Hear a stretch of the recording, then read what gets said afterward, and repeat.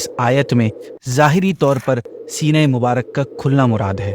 ناظرین، اس کی صورت یہ ہوتی تھی کہ حضرت جبریل امین سینہ مبارکہ کو کھول کر دل نکالتے تھے اور سونے کے تھال میں آب زمزم سے غسل دینے کے بعد نور و حکمت سے بھر کر اس کو واپس اسی جگہ پہ رکھ دیتے تھے۔ اس کے بعد سینہ مبارکہ کو سی دیا جاتا تھا۔ السلام علیکم ورحمۃ اللہ وبرکاتہ۔ ویب سیریز حضور صلی اللہ علیہ وسلم کی خوبصورتی کی 8th ایپیسوڈ ہے۔ آج ہم نبی کریم صلی اللہ علیہ وسلم کے سینہ مبارک اور دل مبارک کے حسن و جمال اور کمالات کے بارے میں سنیں گے۔ ایپیسوڈ میں جو بھی قرآنی آیات یا روایات بیان کی جا رہی ہیں ان کے ریفرنسز آپ ویڈیو کی ڈسکرپشن میں جا کر چیک کر سکتے ہیں۔ صحابی رسول حضرت ہند بن ابی حالہ رضی اللہ تعالیٰ عنہ آپ صلی اللہ علیہ وسلم کے سینہ مبارکہ کا تذکرہ کرتے ہوئے فرماتے ہیں کہ آپ کا سینہ مبارک کشادہ یعنی پھیلا ہوا براڈ تھا، یعنی تنگ نہیں تھا۔ ایک روایت میں یہ بھی ہے کہ حبیب خدا کا سینہ وسعت والا تھا۔ ہند بن ابی حالہ سے ہی روایت ہے کہ سینہ مبارک واضح ہونے کے باوجود ابھرا ہوا نہیں تھا۔ اس حدیث پاک کی شرح میں آتا ہے کہ آپ کا پیٹ اور سینہ برابر تھا، دونوں اس طرح کے ایک دوسرے کے برابر تھے کہ ان میں کوئی بھی چیز زیادہ ابھری ہوئی نہیں تھی، نہ پیٹ سینے سے زیادہ اور نہ ہی سینہ پیٹ سے۔ سینہ مبارکہ سے ناف تک بالوں کی ایک خوبصورت لائن تھی۔ بالوں کی اس خوبصورت لائن کے ساتھ آپ صلی اللہ علیہ وسلم کے دونوں بازوؤں، کندھوں اور سینہ مبارک کے اوپر والے حصے میں بال تھے۔ حضرت عمر اور حضرت علی رضی اللہ تعالیٰ عنہما بیان کرتے ہیں کہ آپ صلی اللہ علیہ وسلم کے جسم اور سینہ مبارک پر اس کے علاوہ بال نہیں تھے۔ کتابوں میں آپ کے سینہ مبارکہ کے کلر کے حوالے سے آتا ہے کہ آپ کا سینہ سفیدی میں 14ویں کے چاند کی طرح دکھتا تھا۔ ناظرین، مختلف اوقات میں آپ صلی اللہ علیہ وسلم کا سینہ مبارکہ چاک کیا گیا یعنی کھولا گیا، اور ایسا 4 بار ہوا۔ پہلی بار ارلی ایج میں حضرت حلیمہ سعدیہ رضی اللہ تعالیٰ عنہ کے یہاں، دوسری بار 10 سال کی عمر میں، تیسری بار وحی کے آغاز پر غار حرا میں، اور چوتھی بار شب معراج میں۔ پہلی مرتبہ یعنی ارلی ایج میں شک کے صدر کی حکمت اور ریزن یہ تھا کہ آپ صلی اللہ علیہ وسلم ان وسوسوں اور خیالات سے سیف رہیں جن میں بچے مبتلا ہو کر کھیل اور کود اور شرارتوں میں لگ جاتے ہیں۔ دوسری بار 10 سال کی عمر میں شک کے صدر اس لیے ہوا تاکہ آپ جوانی کی خواہشوں اور معاملات سے بے خوف ہو جائیں۔ تیسری بار غار حرا میں شک کے صدر ہوا اور آپ کے دل کو نور سے بھر دیا گیا تاکہ آپ وحی الہی کے بوجھ کو برداشت کر سکیں۔ چوتھی مرتبہ شب معراج میں آپ کا سینہ مبارک چاک کر کے نور و حکمت کے خزانوں سے بھر دیا گیا تاکہ آپ کے دل میں اتنی طاقت اور ایبلٹی پیدا ہو جائے کہ آپ دیدار الہی کی تجلیوں اور اللہ پاک کے کلام کی ہیبتوں اور عظمتوں کو برداشت کر سکیں۔ اس واقعے کا نام شرح صدر بھی ہے اور شک کے صدر بھی۔ اللہ کریم کا فرمان ہے، الم نشرح لک صدرک، کیا ہم نے تمہاری خاطر تمہارا سینہ کشادہ نہ کر دیا؟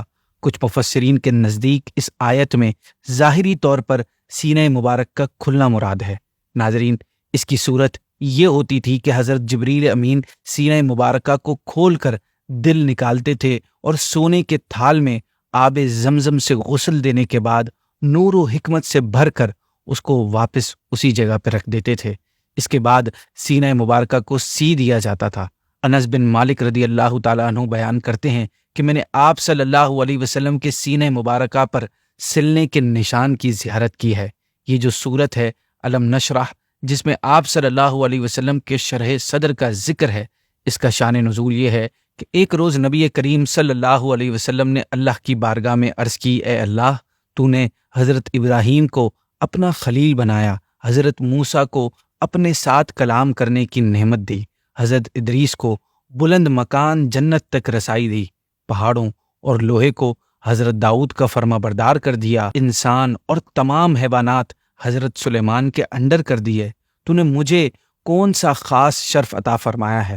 اس پر سورت نازل ہوئی جس میں گویا کہ ارشاد فرمایا، اے حبیب، اگر ہم نے ابراہیم کو اپنا خلیل بنایا ہے تو آپ کی خاطر ہم نے آپ کا سینہ علم و حکمت اور معرفت کے نور سے کھول دیا ہے تاکہ مناجات کی لذت، امت کا غم، اپنی بارگاہ میں حاضری کا ذوق اور آخرت کا گھر کا شوق آپ کے دل میں سما جائے، آسمانی وحی کو اٹھانا آپ کے دل پر آسان ہو جائے، تبلیغ کرنے پر آنے والی مصیبتوں کو آپ برداشت کر سکیں۔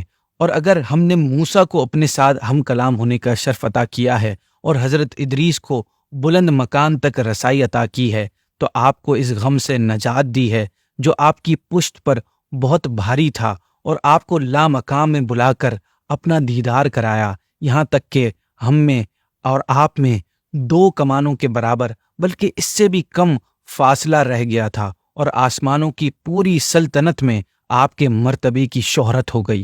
اگر ہم نے حضرت داؤد اور حضرت سلیمان کو دنیا کی چند چیزوں پر حکومت بخشی ہے، تو آپ کو آسمانوں پر قدرت دی ہے کہ وہاں کے فرشتے خادموں کی طرح آپ کی بارگاہ میں حاضر رہتے ہیں، اور آپ کے سپاہیوں کی طرح آپ کے دشمنوں سے لڑتے ہیں، اور آسمانوں میں کوئی چیز ایسی نہیں ہے جو آپ کی نبوت اور رسالت سے واقف نہ ہو اور آپ کا حکم نہ مانے۔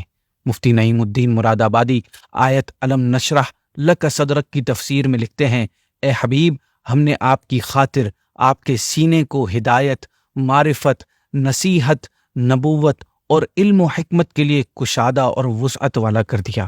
اگر بات کی جائے آپ کے قلب یعنی دل مبارک کی، تو ناظرین، نبی کریم صلی اللہ علیہ وسلم کا دل اللہ پاک کے رازوں اور معرفت کا مرکز ہے، یعنی سینٹر ہے۔ تمام کائنات کے دلوں سے بہتر، پاکیزہ، نرم، رحم والا، محبت و شفقت سے بھرا ہوا، تقوی و طہارت والا، مضبوط اور برداشت کرنے والا دل آپ صلی اللہ علیہ وسلم کا ہے۔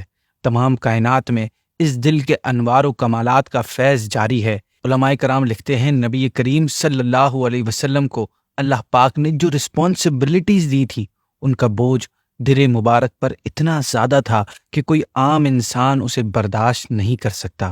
جب کوئی ظاہری اخلاق جو کہ باطنی اخلاق کے علامت ہوتے ہیں، جب ان میں مخلوق میں سے کوئی بھی آپ کے برابر نہ ہو سکا، تو کسی کا دل آپ کے دل مبارک کے برابر ہرگز نہیں ہو سکتا۔ سورہ قوف کی پہلی آیت قوف والقرآن المجید کی تفسیر میں کچھ مفسرین کرام فرماتے ہیں کہ اس آیت میں اللہ پاک نے اپنے حبیب کے مبارک دل کی قوت کی قسم ارشاد فرمائی کہ اس نے بغیر کسی واسطے کے رب تعالیٰ سے گفتگو فرمائی اور دیدار الہی کی سعادت حاصل کی۔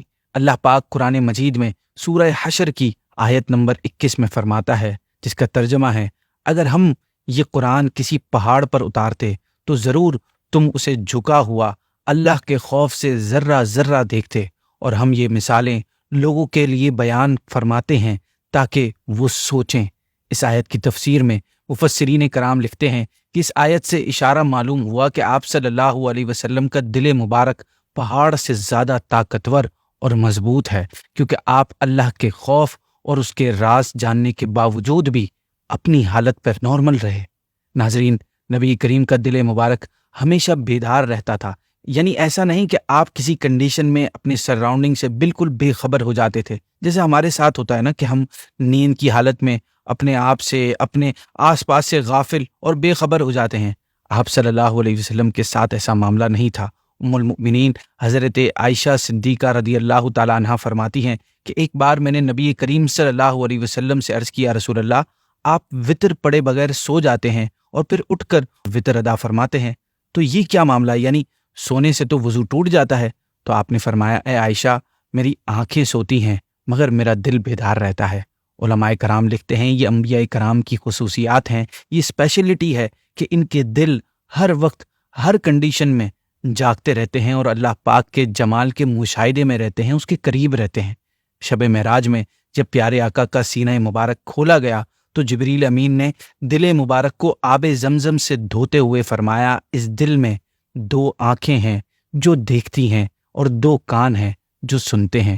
امام احمد رضا خان لکھتے ہیں، دل سمجھ سے ورا ہے مگر یوں کہوں، ورا یعنی بلند و بالا، گنچائے راز وحدت پہ لاکھوں سلام۔ گنچے کا میننگ ہے کلی یا راز، وحدت کا مطلب اللہ پاک کی توحید کا راز۔ اس شعر سے پہلے امام احمد رضا نے چونکہ آپ صلی اللہ علیہ وسلم کے دیگر اعضائے مبارکہ کے حسن و جمال اور کمالات کو بیان کیا ہے، تو اس شعر میں آپ فرماتے ہیں، جب آپ صلی اللہ علیہ وسلم کے ناخنوں، بازوؤں اور انگلیوں کی یہ شان ہے، جو اس سے اوپر اشعار ہیں ان کی طرف اشارہ کیا ہے امام احمد رضا نے کہ تو پھر میں اپنے آقا کے دل کی کیا شان بیان کروں، کیونکہ دل تو تمام اعضاء سے ویسے ہی افضل ہوتا ہے۔ پھر حضور صلی اللہ علیہ وسلم کا دل، اللہ اکبر سبحان اللہ، میری سمجھ حضور کے دل کی عظمت و شان کا فیصلہ کیسے کر سکے گی؟ بس ایک اندازہ سا ہے، اور وہ یہ کہ آپ کا دل اللہ پاک کے رازوں کا ایک عظیم الشان خزانہ ہے۔ ناظرین، اللہ پاک نے آپ کو سراپائے رحمت اور شفقت بنایا۔ دل کی نرمی آپ کی پرسنالٹی کا ایک اہم پارٹ تھی۔ اللہ پاک قرآن مجید میں فرماتا ہے، تو اے حبیب، اللہ کی کتنی بڑی مہربانی ہے کہ آپ ان کے لیے نرم دل ہیں، اور اگر آپ ترش مزاج یعنی سخت مزاج، سخت دل ہوتے تو یہ لوگ ضرور آپ کے پاس سے بھاگ جاتے۔ ناظرین، آپ کا دل مبارک امت کی محبت اور فکر سے بھرا ہوا تھا۔ حضرت عبداللہ بن عمر فرماتے ہیں کہ آپ صلی اللہ علیہ وسلم نے قرآن پاک میں سے حضرت ابراہیم کے اس قول کی تلاوت فرمائی۔ ترجمہ: اے میرے رب، بے شک بتوں نے بہت سے لوگوں کو گمراہ کر دیا، تو جو میرے پیچھے چلے تو بے شک وہ مجھ سے تعلق رکھنے والا ہے، اور جو میری نافرمانی کرے تو بے شک تو بخشنے والا مہربان ہے۔ اور وہ آیت تلاوت فرمائی جس میں حضرت عیسیٰ کا یہ قول ہے کہ اگر تو انہیں عذاب دے تو وہ تیرے بندے ہیں، اور اگر تو انہیں بخش دے تو بے شک تو ہی غلبے والا، حکمت والا ہے۔ یہ آیتیں پڑھنے کے بعد آپ رونے لگے اور ہاتھ مبارک اٹھا کر دعا کی، اے اللہ، میری امت، میری امت۔ اللہ نے حضرت جبریل سے فرمایا، اے جبریل، میرے حبیب کی بارگاہ میں جاؤ اور ان سے پوچھو، حالانکہ تمہارا رب خوب جانتا ہے، مگر ان سے پوچھو کہ انہیں کیا چیز رلا رہی ہے۔ جبریل امین آپ کی بارگاہ میں حاضر ہوئے اور پوچھا۔ رسول اللہ سے جواب ملنے کے بعد اللہ پاک نے حضرت جبریل سے فرمایا کہ ان سے کہو کہ آپ کی امت کی بخشش کے معاملے میں ہم آپ کو راضی کر دیں گے اور آپ کو غمگین نہ کریں گے۔ اسی طرح اور بھی بہت ساری روایات اور واقعات ہیں جن میں آپ صلی اللہ علیہ وسلم کا دل مبارک جب امت کے لیے بے چین ہوا، غم زدہ ہوا، تو اللہ پاک نے آپ کے دل کو پرسکون کرنے کے لیے امت پر رحم اور بخشش کی خوشخبری سنائی۔ اللہ پاک سے دعا ہے کہ اللہ پاک ہمیں نبی پاک صلی اللہ علیہ وسلم کے صدقے ہماری کامل مغفرت فرمائے۔ اسی بات پر آج کی ایپیسوڈ کو اینڈ کرتے ہیں۔ نیکسٹ ایپیسوڈ میں ہم انشاءاللہ حضور صلی اللہ علیہ وسلم کے شکم یعنی پیٹ مبارک کے بارے میں کچھ باتیں کریں گے۔ آپ کو اگر ویڈیو پسند آ رہی ہے تو اپنے دوستوں احباب کے ساتھ شیئر کیجیے، اور ہمیں کمنٹ سیکشن میں اپنا فیڈ بیک بھی دے سکتے ہیں۔ جزاک اللہ۔ السلام علیکم ورحمۃ اللہ وبرکاتہ۔